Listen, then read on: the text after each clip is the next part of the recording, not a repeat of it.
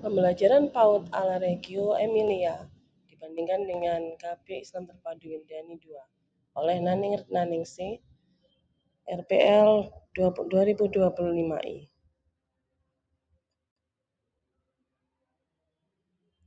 Ini adalah screenshot dari YouTube yang menjadi referensi saya.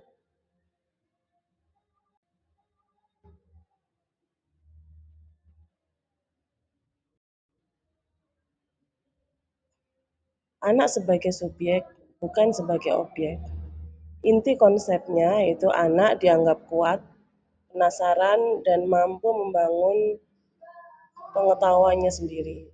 Dampak di kelas, guru tidak mendikte langkah kegiatan. Anak tidak dikejar worksheet, pembelajaran muncul dari minat anak atau disebut juga emergent curriculum. Catatan kritisnya, ini sering disalahartikan menjadi anak dibiarkan bebas tanpa aturan. Padahal tetap ada struktur, hanya sumbernya berasal dari observasi guru.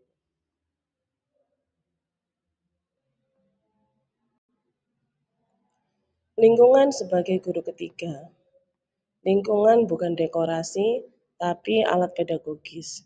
Ciri khasnya, cahaya alami, ruang terbuka, bahan alami seperti kayu, batu, logam kecil, display proses belajar, foto, dialog anak, dokumentasi, bukan hanya hasil karya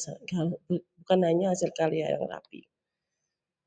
Area eksplorasi kecil, cahaya bayangan, air dan pasir, blok dan konstruksi, seni dan atelier.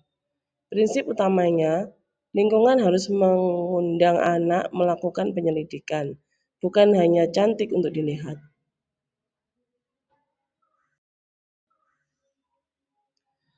Dokumentasi sebagai dasar pengambilan keputusan. Guru mengamati, kemudian mendokumentasi, menganalisis, dan merencanakan pembelajaran. Dokumentasi bisa berupa foto proses, jadi bukan hanya anak-anak yang berpose, catatan percakapan anak, gambar atau hasil dari eksperimen anak. Gunanya untuk mengetahui apa yang benar-benar dipahami anak, menentukan langkah kegiatan selanjutnya, mengkomunikasikan proses belajar kepada orang tua. Catatan ini butuh waktu, jadi sekolah harus punya manajemen kerja guru yang masuk akal.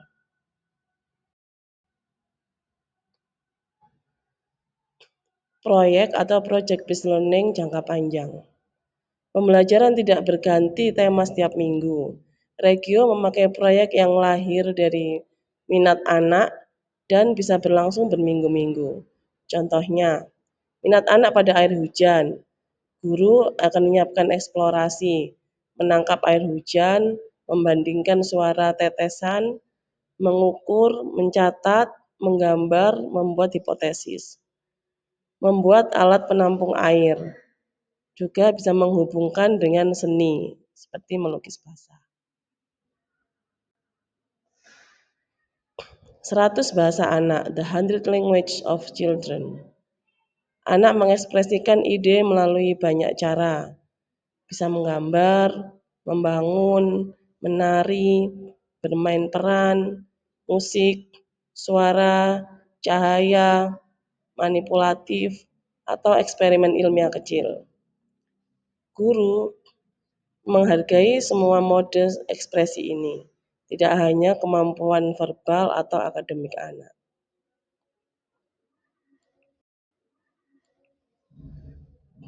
Peran guru sebagai co-learner, bukan pemberi instruksi.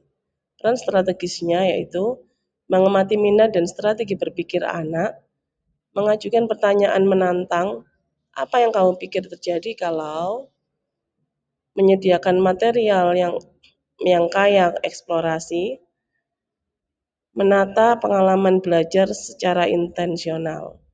Guru tidak pasif, justru sangat aktif, tapi bukan mendikte.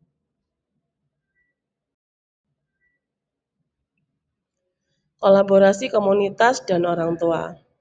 Regio menekankan hubungan yang erat antara sekolah, keluarga, dan masyarakat sekitar. Orang tua bukan penonton, tapi partner dalam pembelajaran. Perbandingan metode Reggio Emilia dengan lembaga saya yaitu KPIT Wildani II. Dari struktur pembelajaran, Reggio Emilia tidak menerapkan tema atau subtema yang tetap. Pembelajaran berkembang dari minat anak dan fenomena yang muncul di kelas. Proyek dapat berubah kapan saja sesuai dengan ide anak. Sedangkan di sekolah saya, tema sudah terstruktur mulai dari tema besar, kemudian subtema dan sub-subtema. Satu sub-subtema dapat berlangsung antara 2 sampai 4 minggu. Jadi satu semester hanya terdapat 2 sampai 3 sub-subtema. Tema bersifat tetap dan tidak fleksibel saat minat anak berubah. Peran guru di Reggio Emilia, guru menjadi co-researcher dan partner berpikir. Banyak berdialog, bertanya mendalam, menunggu teori anak, dan mengikuti alur anak, bukan memimpin penuh. Sedangkan di sekolah saya, guru tetap melakukan dialog, tetapi tetap harus mengantar anak ke tujuan tema. Banyak keputusan berasal dari rencana guru, bukan dari eksplorasi anak. Perbandingan metode Reggio Emilia dengan lembaga. Jumlah aktivitas atau tantangan di Reggio Emilia, anak boleh fokus lama pada satu atau dua aktivitas. Mendalam, detail, slow learning. Kualitas interaksi lebih penting daripada kuantitas tugas. Di sekolah saya, guru harus menyediakan 6 sampai 7 permainan per sentra sehingga semua anak menjadi sibuk dan tidak ada yang menganggur. Pengelolaan waktu di Reggio Emilia, waktu bermain luas dan tidak dipecah. Anak boleh meneliti satu material sepanjang hari. Di sekolah saya, waktu lebih terbagi dan diarahkan. Anak berpindah sesuai dengan rencana guru. Dokumentasi dan observasi di Reggio Emilia, observasi mendalam, kaya dialog, fokus pada proses berpikir anak, dokumentasi untuk membaca teori anak, bukan sekedar sebagai laporan. Sedangkan di sekolah saya, dokumentasi ada, tetapi hanya sebagai catatan perkembangan. Tidak digunakan sebagai dasar untuk merancang pembelajaran baru.